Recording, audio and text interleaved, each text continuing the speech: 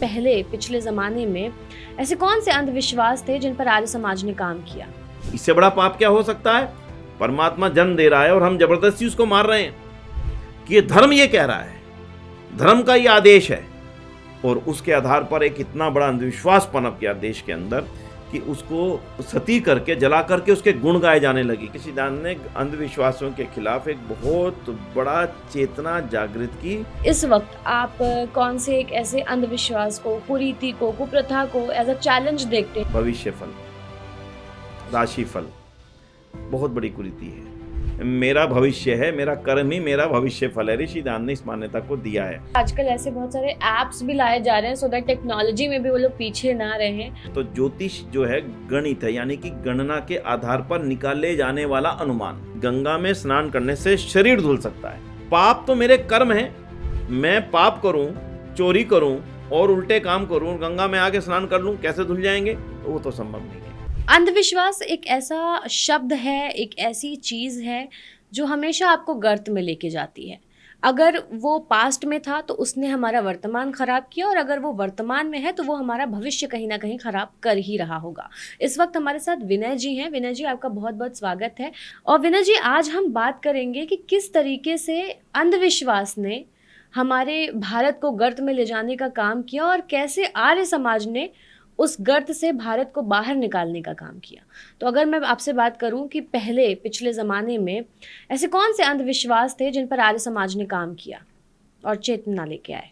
देखिए, महर्षि दयानंद की जब हम कभी चर्चा करते हैं तो उनको सामान्य रूप से कहा जाता है कि अंधविश्वासों के विरुद्ध कार्य करने वाले, मतलब उनके जीवन का एक बहुत बड़ा हिस्सा था जो उन्होंने अंधविश्वासों को दूर करने के लिए अपने हर प्रकार से उन्होंने कार्य किया। शुरुआत की उन्होंने, क्योंकि इससे पहले चिंतन ही नहीं था कि जो हम कर रहे हैं वो ठीक है। बस उसके बारे में ये सोचना कि ठीक है, गलत है, लाभ है, इससे लाभ होगा भी कि नहीं होगा, जो कहा जा रहा है वैसा होगा भी कि नहीं होगा, ये सोचने का कोई कारण ही नहीं था। बस धर्म के नाम पर ये बता दिया गया, किसी ने ये कह दिया, बस उसको करने लगो।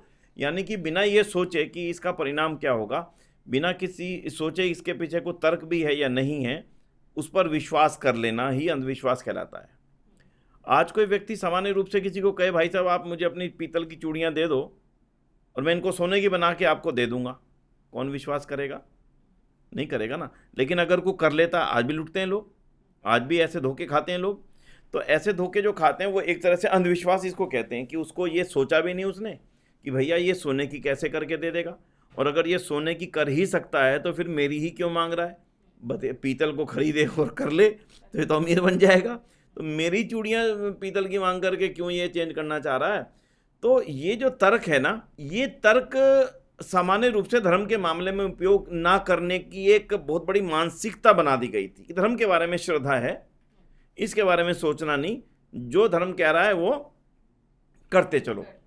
और ये एक बहुत बड़े वर्ग का पोषण करने का एक साधन बन गया। ये एक्सेप्टेंस थी लोगों में या ये डर था? डर डाल दिया गया था ना। तो डर डाल दिया गया तो किसके नाम पे डाला जाए डर? तो धर्म के नाम पे डर डालना सबसे ज़्यादा आसान है कि भैया देखो, अगर ऐसा नहीं करोगे तो आपके साथ ये हो सकता है, ये हो सकता है, ये हो सकता है, ये हो सकता है। बस आदमी फिर उसके डर के कारण से वो मानने लग जाता है। तो इसका नाम ही अंधविश्वास है। ऋषि दयानंद ने धर्म को तर्क के साथ जोड़ा कि धर्म क्या है जो एक है, धर्म क्या है जो सत्य है। अब सत्य दो नहीं हो सकते, सत्य तो एक होगा। चाहे तो अभी हमारी टेबल पे ये कप रखा हुआ है, अब या तो ये लोहे का होगा या प्लास्टिक का होगा या शीशे कांच का होगा। ये नहीं हो सकता कि ये आप चाहो तो इसको प्लास्टिक का मान लो, मैं चाहूँ तो इसको लोहे का मान लो। ऐसा संभव नहीं है। मानने को कुछ भी माने, लेकिन जब धरातल पे जाके चेक करेंगे तो एक ही चीज़ का मिलेगा, फाइनली हमें मानना पड़ेगा। लेकिन वो उसका अंधविश्वास का क्या एक तर्क है कि अपनी अपनी श्रद्धा है, जो जिसको जैसा मानना चाहे वैसा मान ले। भाई मेरे मानने से लोहे का कैसे हो जाएगा? नहीं भाई साहब, ये तो कुतर्क है। तो धर्म के नाम पर कुतर्क को समाज में इतना बड़ा स्थान दे दिया गया, सच्चाई पीछे रह गई और बुराई, कमियां सामने आकर के खड़ी हो गई। मैं एक छोटा सा उदाहरण देता हूँ। हमारे यहाँ पर बहुत कहा जाता था कि भाई ज्ञान गंगा में स्नान करने से पाप धुल जाते हैं।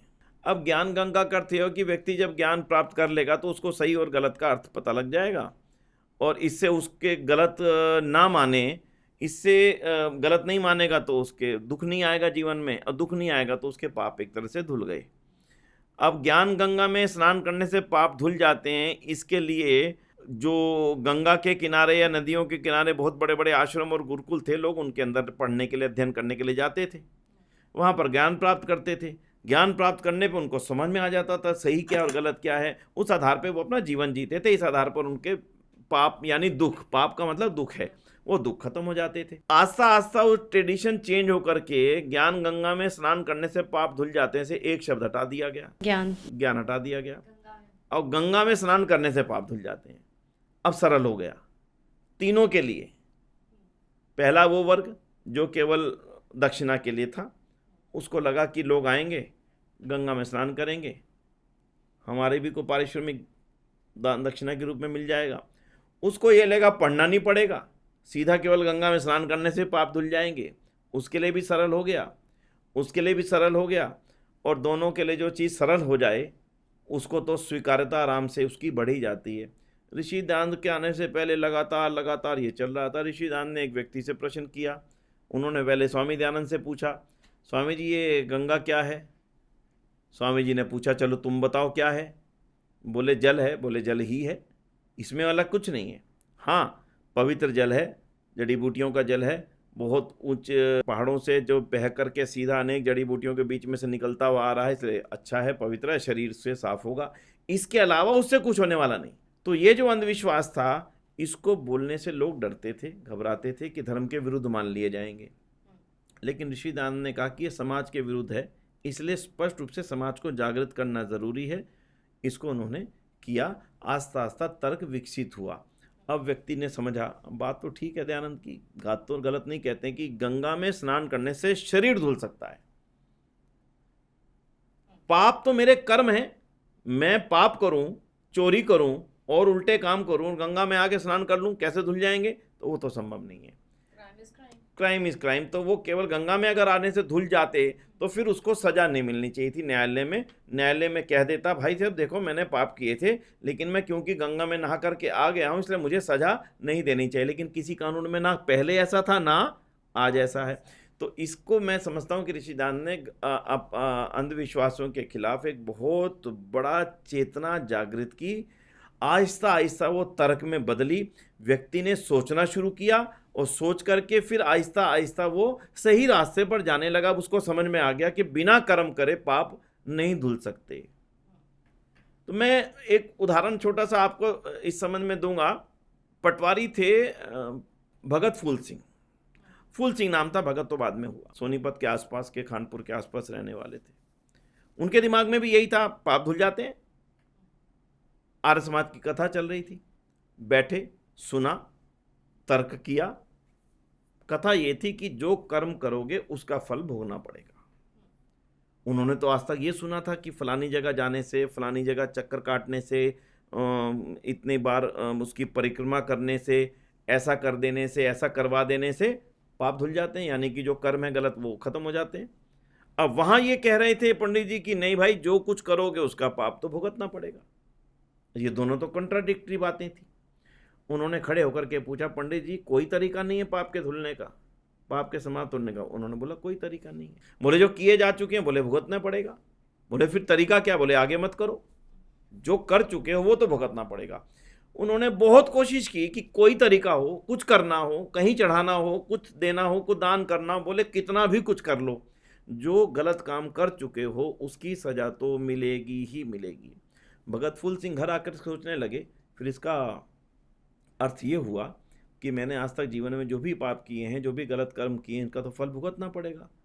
फिर इसका क्या उपाय है? फिर गए, फिर पूछा, स्वामी जी ये बताइए कि इसका क्या उपाय, क्या है इसका उपाय क्या है? उन्होंने कहा कि आगे से करना छोड़ दो, पहला। और दूसरा, जो कुछ पहले पाप किया है अगर वो वापसी भुगतान कर सकते तो वो कर दो। भगत फूल सिंह पटवारी थे, पटवारी के नाते से उन्होंने ज़मीनों के काम करने के लिए रिश्वतें ली थी बहुत सारी अलग अलग जगह से। बस उनके मन में एक विचार पैदा हो गया कि मैंने जिनसे भी रिश्वत ली हैं, मैं उनको जा कर के वापस इसी जीवन में देना चाहता हूं, ताकि मेरे ऊपर अब ये पाप का बोझ ना रहे। शायद ऐसा उदाहरण अकेला मिलेगा कि वो हर व्यक्ति के पास गए, उनसे कहा मैंने तेरे से काम करने के 3 रुपये लिए थे, ये तेरे वापस, तेरे से 4 रुपये लिए थे, ये तेरे वापस, तेरे से इतने लिए थे, तेरे से इतने लिए थे, तेरे से इतने लिए थे, सबके जा जा करके वापस दे करके आए। एक व्यक्ति से रिश्वत नहीं ली थी क्योंकि उसने दी नहीं थी, इसने उसका काम नहीं किया और उसको अपमानित किया था। उसके घर जा कर के बैठे कि चौधरी साहब क्षमा चाहता हूँ, मैंने आपका काम ना करने के कारण से आपको अपमानित भी किया था और आपने पैसे नहीं दिए थे, मैंने जो आपका अपमान किया था वो मेरे सिर के ऊपर बोझ है, मेरे जूता ले लो, मेरे सिर पे 4 मार लो, मेरा वो बोझ उतर जाएगा। चौधरी साहब ने कहा क्या कह रहे हैं चौधरी फूल सिंह जी, आप ये ऐसा मेरे ऊपर ना करें। बोले नहीं, बस मेरा यही है कि आप मेरा बोझ उतार दें। सोच करके देखिए, अगर उनके दिमाग में यही अंधविश्वास रहता कि फलाना काम करने से मेरे पाप धुल जाएंगे, तो जीवन में लगातार आगे पाप करते रहते कि नहीं करते रहते। आप कहेंगे हाँ वो तो करते रहते। तो बस ऋषिदान की कृपा ये रही कि उन्होंने पाप के मूल से बचा लिया कि पाप तो मेरे जीवन से, कर्म से है, और मेरे कर्म से जो मैं जो कर्म कर चुका हूँगा उनको वापस लाना कभी भी संभव नहीं होगा। तो मैं समझता हूँ अंधविश्वास जो एक बहुत बड़ा अंधविश्वास था वो उन्होंने उस तरह से दूर किया। और उसके बाद भगत फूल सिंह बने। भगत फूल सिंह बनने के बाद उन्होंने अपनी सारे जो संपत्ति थी वो आर्य समाज के कार्यों के लिए समर्पित की। बहुत बड़ा कन्या गुरुकुल बनाया, बेटों का गुरुकुल बनाया, सारा जीवन गुरुकुलों के उत्थान में लगा दिया। उनके आगे उनकी बेटियों ने भी उनके गुरुकुलों का संचालन किया। मैं समझता हूँ लाखों नहीं तो हजारों हजार बेटियां उनके गुरुकुलों से पढ़ करके निकली। छोटे से परिवर्तन ने कहाँ से कहाँ तक ला करके उनको खड़ा कर दिया। बहुत बड़ा भगत फूल सिंह महिला विश्वविद्यालय इस समय कानपुर में चल रहा है, जो उन्हीं की देन है। किस चीज की देन है?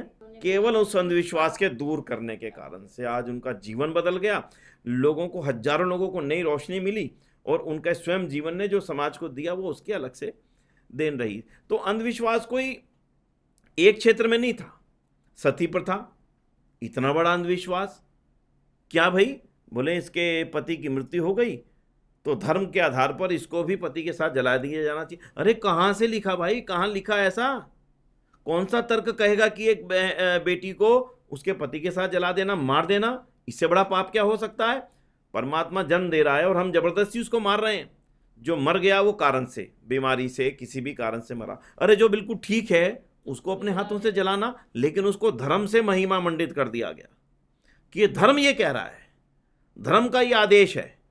और उसके आधार पर एक इतना बड़ा अंधविश्वास पनप गया देश के अंदर कि उसको सती करके, जला करके उसके गुण गाए जाने लगे कि देखो सती, सती अम्मा, सती माता, सती माता, सती माता।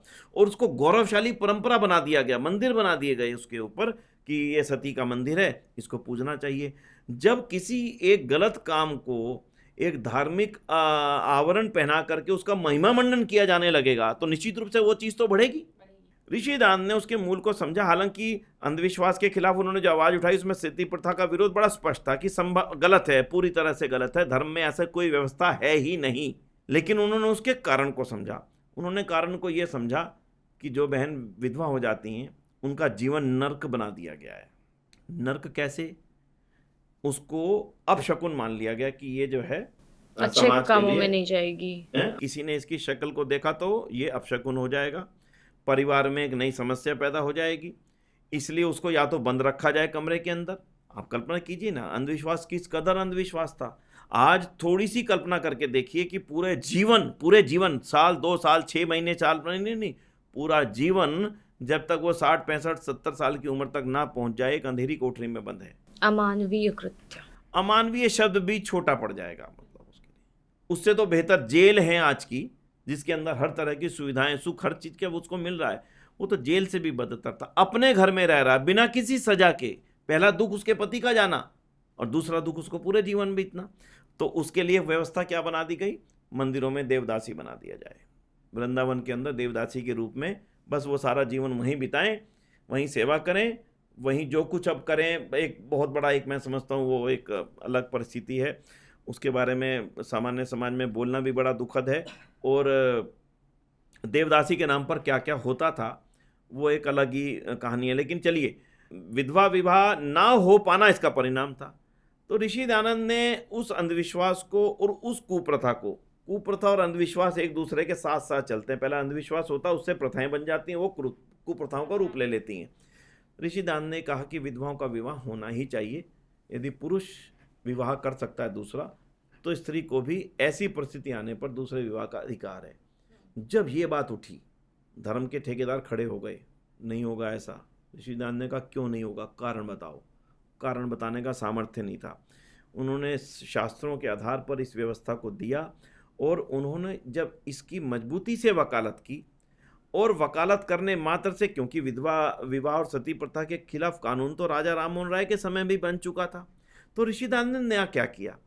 पहला ऋषिदानंद ने नया ये किया कि उन्होंने इसको धर्म के आधार पर विपरीत माना। राजा राममोहन राय इसको धर्म की कुरीति मान रहे हैं, ऋषिदानंद इसको धर्म ही नहीं मान रहे। एग्जैक्टली, कि वो मान ही नहीं रहे कि हमारे ये धर्म धर्म में है। हाँ, है। ये जो अंतर था, ये बड़ा अंतर था।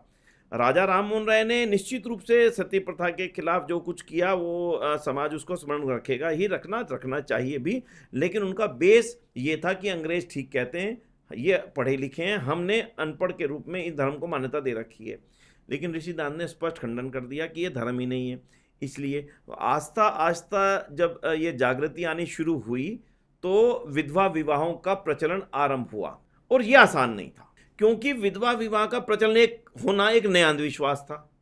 विधवा से विवाह संभव नहीं है, कौन करेगा? ना, बिल्कुल भी नहीं, पाप है, नहीं करना। मतलब समाज में इस कदर वो भ्रम डाल दिया गया था, अगर विधवा से, मतलब विधवा की परछाई देखने तक को जब पाप बता दिया जाएगा, उसकी शक्ल को देखना भी अपराध बता दिया जाएगा, तो उसे विवाह कौन करेगा? उसे अपने घर में बहू बना करके कौन लाएगा? वधू बना करके कौन लाएगा? इसको तोड़ना बड़ा कठिन काम था, लेकिन आर्य समाज के लोगों ने इसको तोड़ा, समाज का बहिष्कार सहा। मैं कह सकता हूँ इस संबंध में लालमन आर्य जी बहुत उच्च कोटि के आर्य समाज के कार्यकर्ता थे। उन्होंने संकल्प ले लिया खड़े होकर के समाज के बीच में कि मैं अपने बेटे का विवाह विधवा से करूँगा। ये कहना था कि समाज में विरोध हो गया। गाँव में जहाँ रहते थे सब गाँव ने कहा, अरे ये कैसे करोगे? बोले मैं तो करूँगा। बोले नहीं करने देंगे। बोले करो जो चाहे करना हो। आसान नहीं था उन कुरीतियों को तोड़ना, आज बड़ा सरल लगता है। कुछ चीज़ों के लिए आज भी हमें लगता नहीं समाज क्या कहेगा, लोग क्या कहेंगे, लोग विरोध करेंगे, हम भी आज भी डर जाते हैं। लेकिन उस समय आर्य समाज के उन कार्यकर्ताओं ने इसको बहुत मजबूती से ये सोच करके कि यही चीज़ समाज को सही दिशा में लेकर के जाएगी, खड़े होकर के स्पष्ट कर दिया कि मैं तो अपने बेटे का विवाह विधवा से करूँगा ही करूँगा। ढूंढे गए। दूसरी ओर समस्या एक और थी कि जो बाल विधवाएं थी, उनके परिवार वाले इतने बुरी तरह से उस अंधविश्वास में जकड़े हुए थे कि वो ही नहीं करना चाहते थे, कहीं बुरा ना हो जाए, हमारे साथ आपत्ति ना आ जाए। माहौल बनाना, पहला माहौल बेटे को तैयार करना, दूसरा माहौल परिवार को तैयार करना, तीसरा माहौल उस बेटी के परिवार को तैयार करना कि आप कर दीजिए शादी। सरल नहीं था। कहना बड़ा आसान है, विधवा विवाह शुरू हो गए। कैसे हुए, किसने किए? तो लालमन आर्य जी ने ये संकल्प लिया, उनके बेटे गजानंद आर्य जी, उनका विवाह विधवा से हुआ। एक नई जागृति समाज में आई, और बड़ी बात ये हुई कि जब वो विवाह हो रहा था उसको देखने के लिए बड़े लोग चारों तरफ से कि ये एक नई चीज होने जा रही है।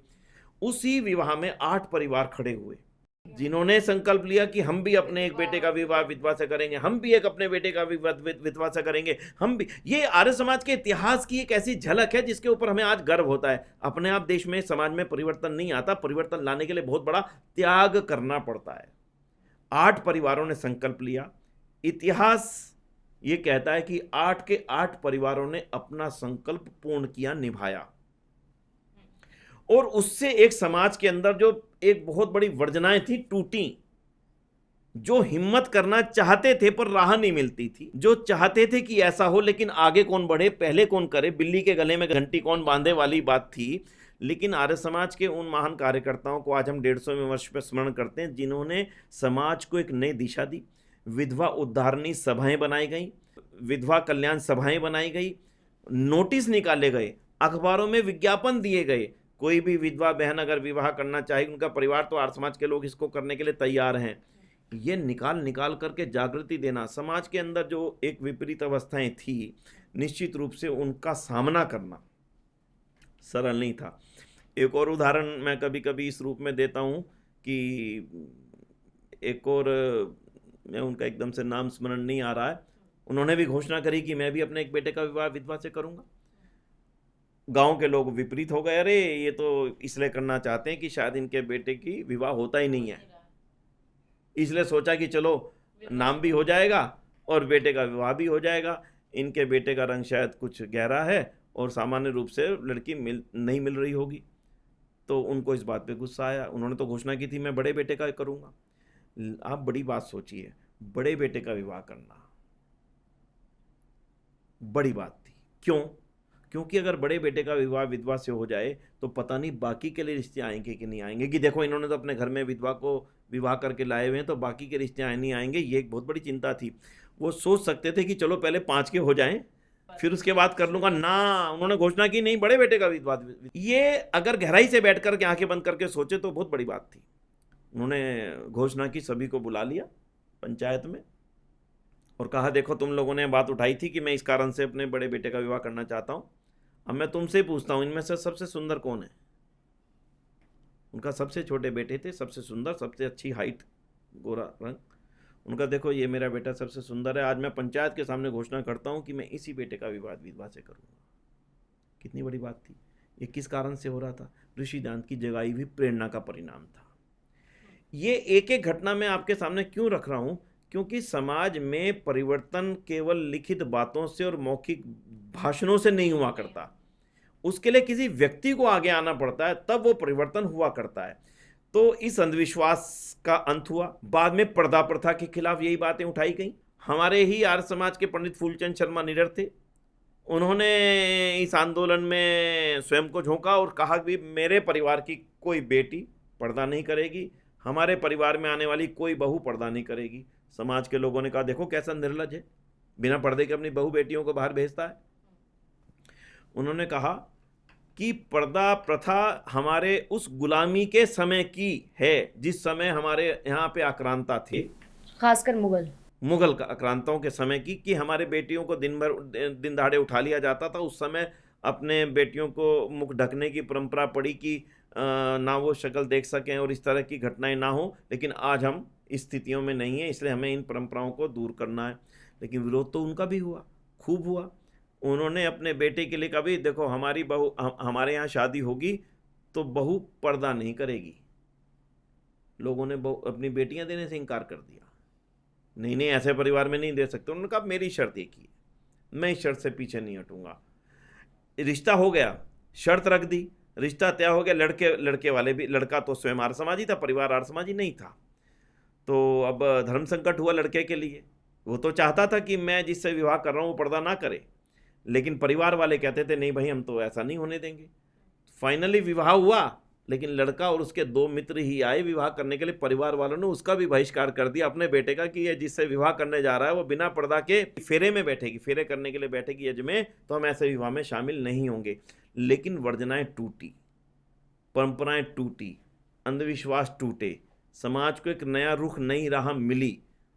कारण आर्य समाज के उन महान कार्यकर्ताओं को स्मरण करना आज मैं इसलिए ज़रूरी समझता हूँ कि उनके कारण से वो वर्जनाएं टूटी, अपने आप कुछ भी नहीं टूटा। बिल्कुल। तो ये तो जितनी कुरीतियाँ हो चुकी हैं, वो प्रथाएं, वो कुरीतियाँ जो आई बनी और आर्य समाज ने इन पे काम किया और वो ख़त्म हो गई हैं, तकरीबन ख़त्म ही हो गई हैं, चाहे बाल विवाह हो, सती प्रथा हो, विधवा विवाह हो, वगैरह वगैरह। अगर मैं आपसे पूछूं कि इस वक्त आप कौन से एक ऐसे अंधविश्वास को, कुरीति को, कुप्रथा को एज अ चैलेंज देखते हैं जो हमारा फ्यूचर भी ख़राब कर देगी और वर्तमान तो ख़राब कर ही रही है? देखिए, एक बहुत बड़ी कुरीति जो लगातार इस देश में रही है, वो रही है, कुरीति नहीं कहूँगा मैं, उसमें अंधविश्वास कहूँगा, भविष्यफल, राशिफल। बहुत बड़ी कुरीति है। और भविष्यफल के साथ ही उससे जुड़ी हुई एक जो अंधविश्वास है वो है जन्मपत्री, कुंडली। ऋषिदान का बड़ा स्पष्ट मान्यता थी। ऋषिदान ने कहीं पर भी अपने आप को इफ एंड बट में नहीं रखा, ऊहा-पोह में नहीं रखा। कहूँगा लोग नाराज होंगे ना, उन्होंने ये सोचा ही नहीं। उन्होंने कहा ठीक बात बता देना मेरा धर्म है, मैं सन्यासी हूँ, मुझे ठीक बात बता देनी चाहिए, माने ना माने, कोई क्या कहे क्या नहीं कहे, मैं उस तरफ नहीं जाऊँगा। उन्होंने राशिफल, भविष्यफल, जन्मपत्री को पूरी तरह से गहरा अंधविश्वास माना। उन्होंने तो शोक पत्री तक कह दिया कि जन्मपत्री एक्चुअली जन्मपत्री नहीं, वो शोक पत्री है। शोक पत्री क्यों? एक उदाहरण देता हूँ आपसे। एक बच्चे का कांगड़ा में जन्म हुआ, गांव में बड़ी खुशियाँ मनाई गई, सबने ढोल गीत ढोलक सब महिलाएं इकट्ठी हुई, मिठाई बांटी गई। पंडित जी ने 3 4 5 दिन बाद जन्मपत्री बनाई, और जब जन्मपत्री बना करके लाए तो पढ़ते ही सन्नाटा छा गया सब जगह पर। क्या हुआ भाई? अभी तो ढोल बज रहे थे, कीर्तन हो रहे थे, बधाइयाँ गाई जा रही थी, मिठाइयाँ बांटी जा रही थी, अब क्या हुआ? बोले जन्मपत्री बन करके आ गई। बोले जन्मपत्री में क्या लिखा है? कोई बोलने को तैयार नहीं हुआ। बड़ी मुश्किल से पंडित जी ने आराम से बोला कि जी इस बच्चे की जन्मपत्री में पितृदोष है। पितृदोष क्या होता है? कहा जाता है कि पितृदोष होता है कि अगर बच्चे की शक्ल उसका पिता देखेगा तो पिता की मृत्यु हो सकती है। आप बताइए जन्मपत्री शोकपत्री बन गई कि नहीं बन गई? अभी तक तो बड़ा उल्लास था, और जन्मपत्री बनते ही शोक छा गया पूरे घर के अंदर। पिता ने बेटे का मुख देखने से मना कर दिया, दूर चले गए। माता अपने आप में अंदर से अंदर एक अलग प्रताड़ना में आ गई कि पिता क्या मेरे बेटे की शक्ल नहीं देख सकेगा, तो मैं इसको कहाँ लेकर के जाऊंगी। अंत में यह विचार हुआ कि क्यों ना इसको जहां से आया भगवान के पास वापस भेज दिया जाए। 12 साल तक कौन पितृदोष को सहेगा? सोचिए, कल्पना की अंधविश्वास की। अब एक थोड़े से समझदार व्यक्ति ने कहा कि आप यही तो चाहते हैं ना कि आपको शक्ल ना देखे, ये तो मारने से तो अच्छा है कि किसी गडरिये को दे दो। बकरी चराने वाले को दे दिया गया, और उसको कहा भैया तू इसको ले जा, 12 साल तक ये तेरे पास रहेगा, तेरे साथ खाएगा पिएगा, हम इसको 5 रुपये महीना तेरे को इसके पालन पोषण के लिए दे दिया करेंगे। माता पिता की नज़रों से दूर 4 दिन 10 दिन का बेटा, छोटा सा बालक को उठा करके एक गडरिये की गोद में डाल दिया जाए। अंधविश्वास का इससे बुरा परिणाम और क्या हो सकता है? माता के लिए बुरा, परिवार के लिए बुरा, पिता के लिए बुरा। किसका दोष है ये? क्या ईश्वर का दोष है या जन्मपत्री बनाने वाले का दोष है? बोलिए, किसका मानेंगे? अरे जन्म दिया ईश्वर ने, जन्मपत्री बनाई मनुष्य ने, और हम ईश्वर के दिए हुए गिफ्ट को सही नहीं मान रहे हैं, मनुष्य की बनाई हुई जन्मपत्री को सही मान रहे हैं। इससे बड़ा अंधविश्वास क्या होगा? तो वहां पर मुझे लगता है ऋषि दानंद ने अपने ग्रंथों में जब लिखा कि जन्मपत्री नहीं शोकपत्री है, तो मुझे लगता है बिल्कुल सटीक लिखा। चले गए जंगल में, बेचारा जो इतने संपन्न परिवार, महाजन परिवार का बेटा, गांव के महाजन थे, जंगल में बकरी चरा रहा है। दुख तो होगा माता को, पिता को, घर वालों को, सबको होगा। लेकिन ना, थोड़े दिन में आर्य समाज के प्रचारक का वहां जाना हुआ। पता लगा कि ऐसे ऐसे लाला जी ने अपने बच्चे को गडरिये को दे रखा है। बच्चा बड़ा हो गया था कुछ। लाला जी आपने ठीक नहीं किया। बोले ठीक किया भाई, कौन मरेगा? बोले कहीं नहीं लिखा ऐसा, अंधविश्वास है ये। बोले ना भैया माफ़ करता हूँ, मुझे छोड़ो आप। बोले लाला जी मानो ये अंधविश्वास है, जन्मपत्री ऐसी कुछ नहीं हुआ करती, पितृदोष आदि कोई ऐसी चीज़ नहीं है जिसके लिए आपको डरना पड़े। ना मानने को तैयार नहीं हुए। गहरा था ना अंधविश्वास, डर था, जो आपने कहा डर से पैदा किया जाता है। डर था कि कुछ होना जाए, कुछ होना जाए, कुछ होना जाए, कुछ गलत ना हो जाए, कुछ गलत ना हो जाए। अब उस डर सा तो छोड़ दिया। तो अंत में आर्य समाज के उपदेशक, अच्छा क्यों लगे आर्य समाज के, उनको क्या मिल रहा था? मैं क्यों आर्य समाज को आज बार बार स्मरण करता हूँ, आर्य समाज के उन कार्यकर्ताओं को क्यों स्मरण करता हूँ? लाला जी का बच्चा गडरिये के पास है, उस प्रचारक को क्या फर्क पड़ता है कि उनका गडरिये के पास रहे या मर जाए? लेकिन मन में एक ऋषिदान की जलाई हुई प्रेरणा थी कि मेरे को समाज के लिए कुछ भी अच्छा करने के लिए जो भी करना पड़े करना। लाला जी के साथ भिड़ा हुआ है, नहीं लाला जी आप गलत कर रहे हो। बाकी कोई भिड़ नहीं रहा लाला जी के साथ, ना उनका, हाँ वो प्रचारक आर्य समाज का कहीं दूर से आए वो भिड़ रहे हैं। प्रचारक हमारे जो आर्य समाज के प्रचारक थे, उन्होंने सोच लिया कि ये तो अपने बात में एडामेंट है, अड़े हुए हैं, लेकिन बच्चे का भविष्य ये नहीं देख पा रहे। उन्होंने एक तरकीब निकाली। उन्होंने कहा कि लाला जी आप यही तो चाहते हो ना कि आपकी नज़रों से दूर रहे और आप इसको ना देखो। बोले हाँ। तो बोला फिर गडरिये के पास से बुला करके इसे गुरुकुल में भेज दो, कम से कम वहाँ पढ़ जाएगा, आगे बढ़ जाएगा। ये बात उनको थोड़ी सी समझ में आ गई। गडरिये के पास से वापस बुलाया, गुरुकुल में भेजा, और गुरुकुल में पढ़ करके उसके पश्चात उन्होंने आगे की पढ़ाई की और विदेश में पढ़ाई की, और उसके बाद में एडवोकेट बने। एडवोकेट बनने के महाराजा हरि सिंह जो जम्मू कश्मीर के महाराजा थे, उनके प्रधानमंत्री बने। और प्रधानमंत्री भी उस समय जब उनको कश्मीर के साथ विलय की जो बात थी, उस समय कश्मीर के महाराजा के महामंत्री उस समय वही थे जिनकी घटना मैंने आपके सामने रखी। उनका नाम था जस्टिस मेहरचंद महाजन। और जस्टिस मेहरचंद महाजन उसके पश्चात में भारत के सुप्रीम कोर्ट के जज बने, और बाद में चीफ जस्टिस ऑफ इंडिया बने, और उसके पश्चात में डीएवी कॉलेज मैनेजिंग कमेटी जो आर्य समाज का शिक्षा विभाग है उसके चेयरमैन बने। आप कल्पना करके देखिए, अगर वो गडरिये के पास ही रह जाता और आर्य समाज के प्रचारक के अंदर एक इच्छा ना जगती किसी बच्चे को आगे बढ़ाने की, उसके लिए उसको क्या मिला? बाद में उनके पेरेंट्स को समझ में आया कि अब ये तो एक लंबा इतिहास है, पेरेंट को समझ में आया कि नहीं आया। अगर इस घटना से आज के लोगों को भी ये समझ में आ जाए कि जन्म पत्री जो है मनुष्यों की बनाई हुई, और एक ऋषिदान स्पष्ट कहते हैं कि पहले जन्म पत्री बनाएंगे, फिर घर पर आकर के दिखाएंगे, उसमें कुछ दोष निकालेंगे, जब माता पिता गिड़गिड़ाएंगे तब वो ये कहेंगे चलो मैं कुछ उपाय करता हूँ, उस उपाय करने के लिए कुछ पैसा लेंगे, फिर उसकी पूजा करेंगे, फिर वो दोष ठीक हो जाएगा। मतलब परमात्मा द्वारा दिए गए जन्म को मनुष्य ही गलत बता रहा है और उसकी को ठीक करने का रास्ता भी वो खुद ही निकाल रहा है। ये मनुष्य की जो ताकत है वो तो परमात्मा से भी बड़ी हो गई। तो ऋषिदान ने इसको बहुत प्यार से समझाया कि जन्म पत्री को मत मानिए, कर्म ही जन्म पत्री है। जो पिछले कर्म मैंने किए थे वो इस जन्म का कारण है, और अब मैं जो कर्म करूंगा ये मेरे अगले जन्म का कारण बनेगा। इसलिए जन्म पत्री को शोक पत्री, आज ये बहुत बड़ी समस्या आज भी। और क्या ये फ्यूचर में भी यही होगी या फ्यूचर के लिए आपका? आज बहुत सारी बेटियों का विवाह, बेटों का विवाह मंगलिक जैसे कारणों से नहीं हो पाता। मंगलिक है जी, भाई क्या है मंगलिक? बस मंगलिक है जी। मांगलिक है तो पहले पेड़ से शादी करा दो या जानवर से तुलसी से शादी करा दो, पेड़ से करा दो। ये अंधविश्वास इतने गहरे हो चुके हैं और कारण केवल डर। अगर व्यक्ति बड़े धैर्य से इन चीज़ों को सोचेगा, समझेगा, आस्ता आस्ता वो डर निकलता चला जाएगा और उसको एक व्यवहारिक जीवन में जीने का अवसर मिलेगा। ऋषिदान ने वो राह दिखाई है। उन्होंने हमें इन अंधविश्वासों और इन कुरीतियों से बाहर निकाल करके स्पष्ट सोचने का एक रास्ता दिया है। मुझे लगता है हमें उस रास्ते को फॉलो करना चाहिए आज के समय में भी। आज इसकी चर्चा भी मैं आपके सामने करना चाहूँगा। इसी के साथ जुड़ा हुआ जो भविष्य फल और राशि फल है वो आज कितना बड़ा रोल अदा कर रहा है समाज के सामने।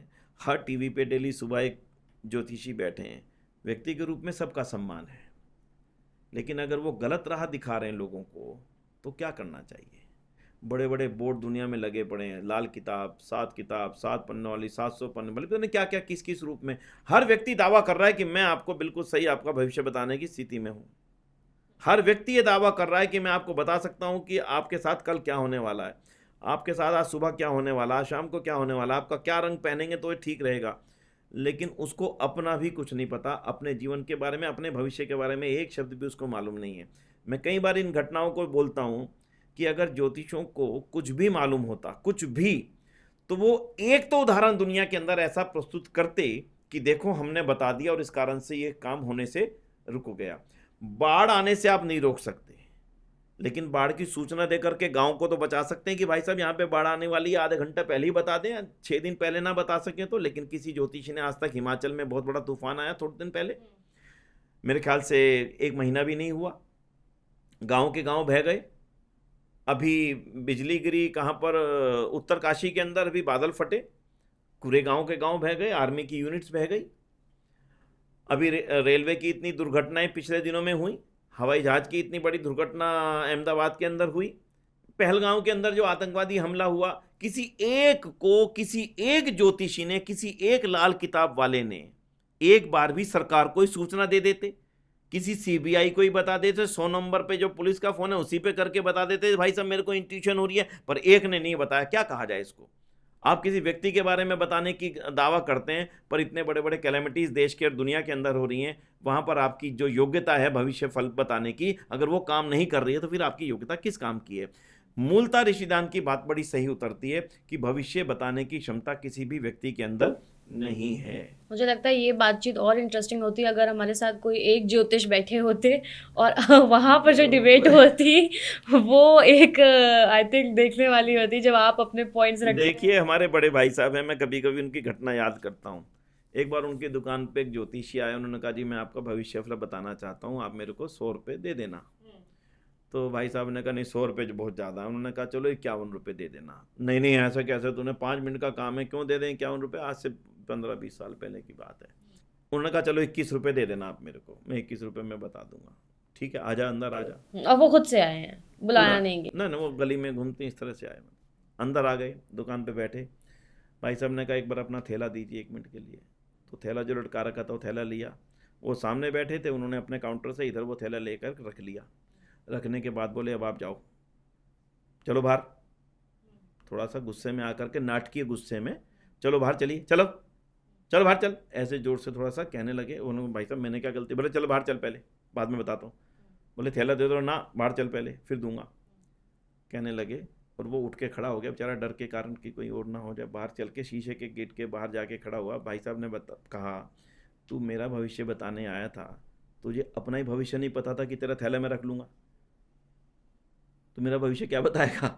इसलिए अब लोग पकड़ अपना थैला और जाके कुछ अच्छा काम कर ले। ऐसे लोगों को बेवकूफ़ बनाने के काम को छोड़ दे। वो बेवकूफ़ क्यों बना रहा है? क्योंकि लोग बेवकूफ़ बन रहे हैं। कि आपका टैरो कार्ड दिखा देंगे, यहाँ से निकाल देंगे। ये अगर तोते को ही मेरा भविष्य बताना होता, फिर मेरे को अपने काम करने की आवश्यकता नहीं थी। मेरे भविष्य में लिखा होता कि मैं अमीर बनूंगा तो मैं अमीर बन जाता। मेरे भविष्य में लिखा होता मैं गरीब बनूंगा तो मैं फिर काम ही क्यों करता कि भैया करने के बाद भी मुझे गरीब गरीबी बनना है। तो मेरा कर्म ही मेरा भविष्य है, मेरा कर्म ही मेरा भविष्य फल है। ऋषिदान ने इस मान्यता को दिया है। ये बात तो आपने बिल्कुल सही कही कि लोग बेवकूफ बन रहे हैं तो बेवकूफ बनाया जा रहा है। आजकल ऐसे बहुत सारे एप्स भी लाए जा रहे हैं सो दैट टेक्नोलॉजी में भी वो लोग पीछे ना रहें। और सब्सक्रिप्शन लीजिए, आप बहुत इजीली उनसे बात कर सकते हैं और जान सकते हैं अपना भविष्य वगैरह। तो ये सब भी बहुत चल रहा है। देखिए, मैं समझता हूँ ऋषिदान ने तो हमारी आंखों को पूरी तरह से खोल दिया। हम अभी भी बंद रखें तो उसमें किसी का और दोष नहीं कहलाएगा। जो बंद रख करके रखा है उसी का दोष कहलाएगा। अंधविश्वास जो आज भी बहुत ज़्यादा कहीं ना कहीं हमारे को प्रभावित कर रहे हैं, बहुत सारे हैं तो इतने की गिनती करते चले तो हम 3-4 घंटे तक इसी चीज़ के लिए बैठे रहेंगे। वो मंगलवार को बाल नहीं कटाने चाहिए, भाई क्यों नहीं कटाने चाहिए? कोई मेरे पास लॉजिक नहीं है। फलाने दिन कपड़े नहीं धोने चाहिए, भाई क्यों नहीं धोने चाहिए? मेरे पास कोई लॉजिक नहीं है। भाई कहा हुआ है, सुनते आए हैं, कहा है, ऐसा होता है। भैया बिल्ली रास्ता काट जाए तो आगे नहीं बढ़ना चाहिए। भैया बिल्ली रास्ता काटती है, गाड़ियाँ सारी रुक जाएं तो सोचो दिल्ली जैसी सिटी का, बम्बई जैसी सिटी का क्या हाल होगा। अरे एक बिल्ली रास्ता काट जाए, पहले लोग रुक ही जाते थे, रास्ता बदल लेते थे, गली से निकल जाते थे। ऋषिदान ने कहा बिल्ली अपने रास्ते पे जा रही, भाई उसे आपसे क्या लेना देना? आप अपने रास्ते पे जा रहे हो, बिल्ली अपने रास्ते पे जा रही है। इन चीज़ों को लेकर के आप अपने मार्ग को बाधा मत करो, अपने काम को आप करते रहे। लेकिन अंधविश्वास मानने वाले तो ना जी, आज तो बिल्ली रास्ता काट गई है, आज तो वापिस आकर घर बैठ जाऊंगा मैं। मेरा लिटरली मैं आपको कहता हूँ, मेरे एक दोस्त थे जो क्लास यूनिट टेस्ट होते थे, फाइनल टेस्ट तो नहीं था, यूनिट टेस्ट के दिन जब वो चलने लगा साइकिल से, जैसे घर से बाहर निकला काली बिल्ली रास्ता काट गई। वो घर ही बैठ गया कि आज तो मेरा पेपर खराब हो गया क्योंकि बिल्ली रास्ता काट गई। मैं शाम को भी तेरा पेपर था, आज आए नहीं। बोले भाई मैं घर से निकला था तो बिल्ली रास्ता काट गई, मैं घर पे बैठ गया। अब इस अंधविश्वास का जब वो बचपन से मान रहा है तो बड़े होने तक वो मानेगा, तो इसका तो परिणाम उसको भुगतना पड़ेगा ना। तो इसलिए मुझे लगता है कि आज की सोसाइटी सोच तो रही है, लेकिन डर इतना बैठा दिया गया है कि अगर हम नहीं मानेंगे तो ये हो जाएगा। वो बाल कटवाना चाहता है लेकिन मन में डर है, नहीं यार ऐसा नहीं, कॉन्सिक्वेंसेस क्या गलत हो जाएंगे, इस बात का जो डर है। और बाई चांस किसी सैकड़ों हजारों में से किसी एक के साथ कुछ हो जाए तो वो बाकियों के लिए वो मान लिया जाता है, देखो इसने आज के दिन बाल कटवाए थे, इसके साथ ये हो गया। तो अंधविश्वासों का जो एक बहुत बड़ा बाजार, एक मार्केट बन चुकी है, मुझे लगता है समाज के लिए पूरी तरह से घातक है। और इसका परिणाम जो हमारा समाज झेल रहा है, मैंने उसका एक उदाहरण तो आपके सामने दिया। ये जो विवाह ना हो पाना, नहीं, जो जन्म पत्री का मेल ना हो पाना, जन्म पत्री मिलाई जाती है विवाह के समय, मैचिंग नहीं हो पाती तो विवाह नहीं होते। लेकिन जिनकी विवाह होकर, जिनके मैचिंग होकर के विवाह हो जाते हैं, उनके तलाक क्यों होते हैं? तो उनके तो तलाक नहीं होने चाहिए। आज के समय में जो तलाक का रेशो है, अगर उसकी गहराई से जाकर के देखें तो ज़्यादातर की जन्म पत्रियाँ मिली हुई हैं, सबके गुण मिला करके विवाह किए हुए हैं। फिर उससे अगला जो एक हमारे सामने जो सबसे बड़ा अंधविश्वास का एक बहुत बड़ा पहलू है, जो आज हमारे को सीधी तौर पर प्रभावित कर रहा है, वो है जिसको मुहूर्त निकालना। समझ गई, शुभ मुहूर्त है, इस शुभ वक्त मुहूर्त करो, है। इस वक्त ये काम करो। अच्छा, महर्षि दान ने कहा कि सबसे बेहतर दिन वो जिस दिन किसी की मृत्यु ना होती हो, सबसे अच्छा। हाँ तो नहीं है ना फिर। और सबसे अच्छा, सबसे बुरा दिन वो जिस दिन किसी का जन्म ना होता हो। तो ऐसा भी जब कोई दिन नहीं है तो फिर हम कैसा माने कि कोई दिन अच्छा या कोई दिन बुरा? तो परमात्मा के बनाए हुए सब दिन बराबर हैं। उनकी सोमवार, मंगलवार, बुधवार, वीरवार तो मैंने गढ़े हैं ना, हमारे समाज ने अपनी व्यवस्था को बनाने के लिए गढ़े हैं ना, सोमवार, मंगलवार, बुधवार, वीरवार, शुक्रवार, रविवार। ईश्वर ने तो सब दिन बराबर बनाए। ऐसा तो नहीं कि सूरज इस रविवार को छुट्टी करता है, फिर समझ में आ जाता कि ईश्वर ने उस दिन को अलग बनाया, आज सूरज नहीं उगता भाई, तब तो समझ में बात आती। ईश्वर ने जो भी व्यवस्था बनाई है वो समान रूप से हर समय लगातार चल रही है। सूरज रोजाना उगता है, रोजाना अस्त होता है, लगातार दिन और रात का क्रम लगातार चलता है। मौसम परिवर्तन होते हैं, बरसात आती है, गर्मी आती है। हाँ, ऋतुओं के हिसाब से अपनी सुविधा देखना कि विवाह होना है तो बरसातों में ना हो, ताकि अननेसेसरी में व्यवधान पड़ जाए। हमने तैयारी करी, उधर से बरसात आ गई, वो देखना अलग काम है। जहाँ ज़्यादा शीत है, ज़्यादा सर्दियाँ होती हैं, वहाँ उन दिनों को देखना जहाँ पर कम सर्दियों में हो तो लोगों का आनंद हो। जहाँ गर्मियाँ हो तेज होती हैं, वहाँ सर्दियों के दिनों में कुछ कर लेना, ताकि भाई आराम से सब व्यवस्थाएं बन सकें। सुविधा देख करके सबकी वही समय तय करना ही असली मुहूर्त है, ना कि किसी तिथि के आधार पर किसी नक्षत्रों की गणना करके। के स्थितियों के आधार पर ये देखना मुहूर्त है। किसी के पास अगर कोई तर्क हो तो वो लाए, जरूर इसके ऊपर चर्चा, आगे डिबेट बढ़नी चाहिए। डिबेट में वो भी लोग शामिल हों जो इन चीज़ों को सिद्ध करने का अपना अधिकार मानते हैं या फिर वो दावा करते हैं, वो इसमें सम्मिलित हों कि आप बताइए किस तरह से। तो ऋषिदान से पूछा फिर ज्योतिष क्या है। ऋषिदान ने बड़ा स्पष्ट उत्तर दिया उसका भी। ज्योतिष है जिसकी गणना करके उसका अनुमान लगाया जा सकता हो, यानी जिसकी गणना का आधार हो। उदाहरण के लिए, आज से 4000 साल बाद, 3000 साल बाद, 1000 साल बाद, 500 साल बाद फलाने दिन इस समय सूर्य ग्रहण होगा।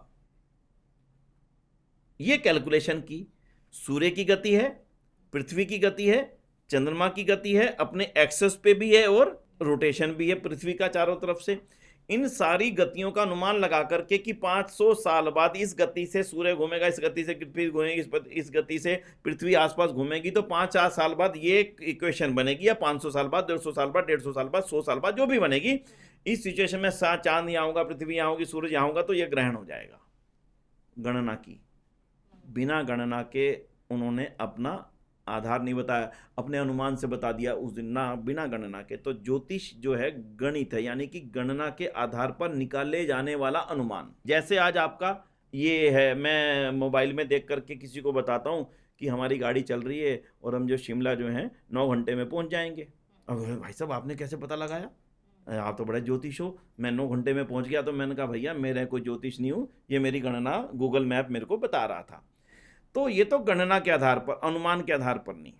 तो ऋषिदान ने कहा जो चीज़ें गणना के आधार पर बताई जा सकती हूँ वही सही ज्योतिष है, और जो चीज़ें गणना के आधार पर नहीं बताई जा सकती हूँ, अनुमान के आधार पर, उसको ज्योतिष मानना सबसे बड़ा भूल है, सबसे बड़ा अंधविश्वास है। और इसके अलावा जो अंधविश्वास है वो जो अलग अलग अंगूठियाँ, नग पहनना, मालूम, और उसके नाम पर इतना बड़ा पैसा आज के समय में है भगवान, ये इतना बड़ा नग आपको लेना पड़ेगा, इतना बड़ा पुखराज लेना पड़ेगा आपके कलर के साथ, ये जैसा आपकी जो जन्मपत्री के आधार पर आपको ये पुखराज पहनना है।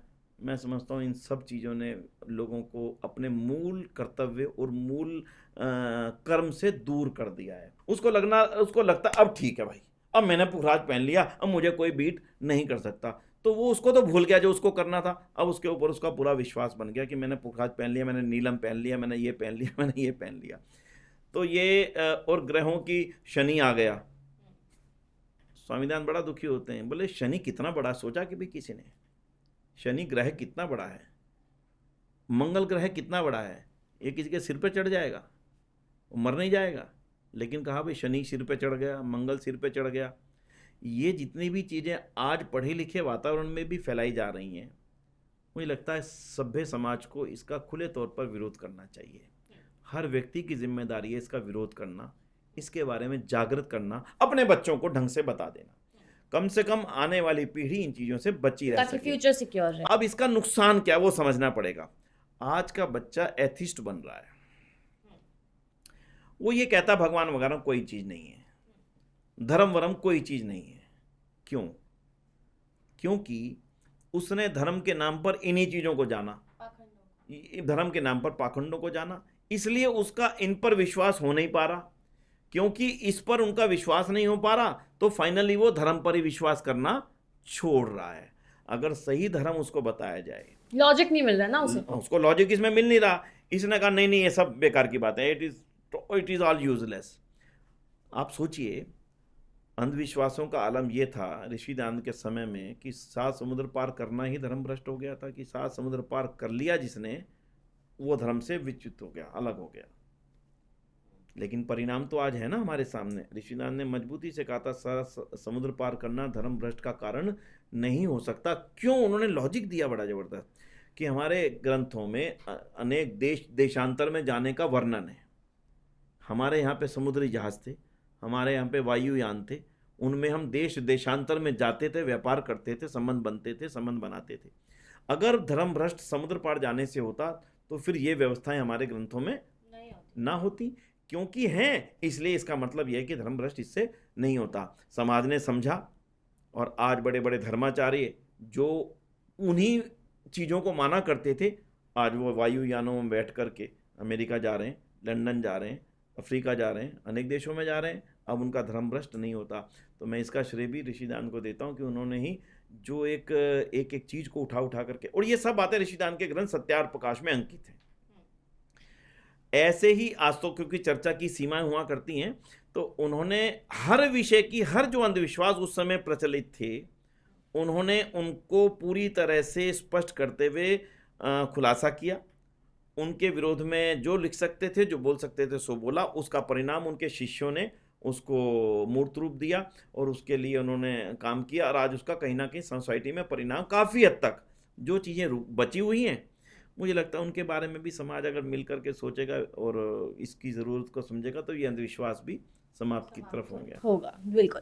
तो विनय जी, आपने बहुत सारे अंधविश्वासों के बारे में बताया जो पहले से चला आ रहा था और समाज कहीं ना कहीं जिसको आज भी मान रहा है, और उससे हमारे भविष्य पर अफेक्ट पड़ सकता है। किस तरीके से हमारे डर का सौदा किया जा रहा है और उसको मार्केट में तब्दील किया जा रहा है, और उससे पैसे भी कमाए जा रहे हैं, और कहीं ना कहीं मन में एक डर और संशय और शंका की भावनाओं को अंदर इंजेक्ट किया जा रहा है। ये पूरी एक कहीं ना कहीं क्रोनोलॉजी है, बहुत एक पॉलिटिक्स चल रही है पीछे पीछे। तो बहुत बहुत धन्यवाद हमसे जुड़ने के लिए और इन सब बातों के बारे में बताने के लिए कि कैसे आर्य समाज इन अंधविश्वास के खिलाफ जाता है, उनके खिलाफ काम करता है और लोगों को सही रास्ता दिखाने का काम करता है। इस तरीके से अगली बार हम फिर चर्चा में जुड़ेंगे और आर्य समाज के बारे में और ज़्यादा बात करेंगे। फ़िलहाल के लिए तो धन्यवाद हमसे जुड़ने के लिए। और बहुत बहुत धन्यवाद जी। और आप लोगों का क्या कहना है, अपना फीडबैक हमें कमेंट्स में दीजिए, और thank you for watching this video.